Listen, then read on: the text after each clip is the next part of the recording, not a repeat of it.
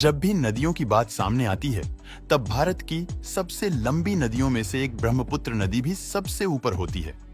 यह भारत की सबसे लंबी नदियों में से एक है।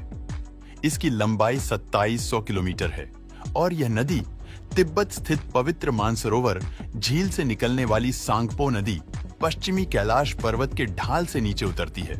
तब इस नदी को ब्रह्मपुत्र नदी कहा जाता है। इस नदी का नाम अलग स्थानों पर अलग होता है। तिब्बत के मानसरोवर से निकलकर बागलादेश में गंगा में मिलने पर इस नदी को पद्मा नदी कहा जाता है। लेकिन इसका विशालता की वजह से इसकी तुलना अमेजोन और नील जैसी महान नदियों के साथ अक्सर की जाती है। बड़ी से बड़ी इंजीनियरिंग के बदौलत भी आज तक इस नदी पर बांध बना लेना बेहद ही कठिन रहा है। समुद्र तल से 5300 मीटर की ऊंचाई पर स्थित चेमायुंग दुंग नामक एक पहाड़ियों में स्थित बर्फीला झरना मौजूद है। दोस्तों, अपनी 2900 किलोमीटर की समुद्री मिलन की लंबी यात्रा का अधिकतर हिस्सा ब्रह्मपुत्र इसी सांगपो नदी के रूप में तिब्बत की खूबसूरत पहाड़ों से बल खाती हुई गुजरती अरुणाचल प्रदेश में प्रवेश करते ही इस नदी का नाम सांगीपुर से बदलकर हो जाता है। साथ ही या दिहांग नदी लोहित जैसी नदी से मिलकर ब्रह्मपुत्रा सम और वहां से निकलकर पहुंचती है। बांग्लादेश में, जहां इस नदी को जमुना के नाम से जाना जाता है, बांग्लादेश में एंट्री के बाद ही यहां मिल जाती है।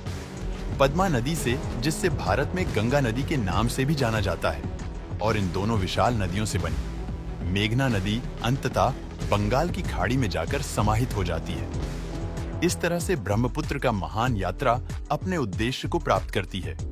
दोस्तों, ब्रह्मपुत्र नदी में 5 देशों का भारत, चीन, नेपाल, बांग्लादेश और भूटान के जमीन का पानी आकर मिलता है और इसी पानी पर इन देशों के करोड़ों लोगों का एवं किसान के लिए यह नदी किसी जीवनदायिका से कम नहीं है।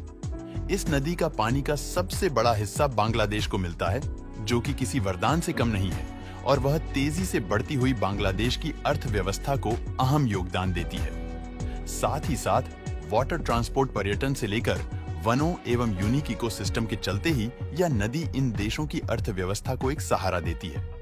दोस्तों, एक सर्वे के अनुसार केवल ब्रह्मपुत्र नदी के पानी से अकेले भारत में ही 12,000 मेगावाट बिजली पैदा किया जा सकता है, जो कि पूरे नॉर्थ ईस्ट की ऊर्जा की जरूरतों को पूरा कर सकता है। इसी बातों को मद्देनजर रखते हुए हाल ही के वर्षों में कई हाइड्रो इलेक्ट्रिक प्लांट नदी के किनारों में लगाया गया है और कुछ पर आज भी काम लगातार चल रहा है। ब्रह्मपुत्र नदी के किनारे स्थित विश्व विख्यात असम का काजीरंगा नेशनल पार्क आया हुआ है। यहाँ का एक सींग वाला भारतीय गैंडा यानी कि जो कि काजीरंगा नेशनल पार्क की पहचान है। साथ ही ब्रह्मपुत्र के जंगलों में कई ऐसी औषधि के पेड़ पौधे भी पाए जाते हैं जो कि बेहद ही खास है। इसके अलावा जब ये नदी गंगा के साथ मेघना के रूप में समुद्र में जाकर मिलती है, तो वहां विश्व का सबसे बड़ी नदी डेल्टा बनाती है, जो कि इतना विशाल और पेड़ पौधों से भरा हुआ है, तो उसे एक अलग ही जंगल के नाम से यानी कि सुंदर वन के नाम से जाना जाता है। दोस्तों, वीडियो पसंद आता है तो लाइक और शेयर करें।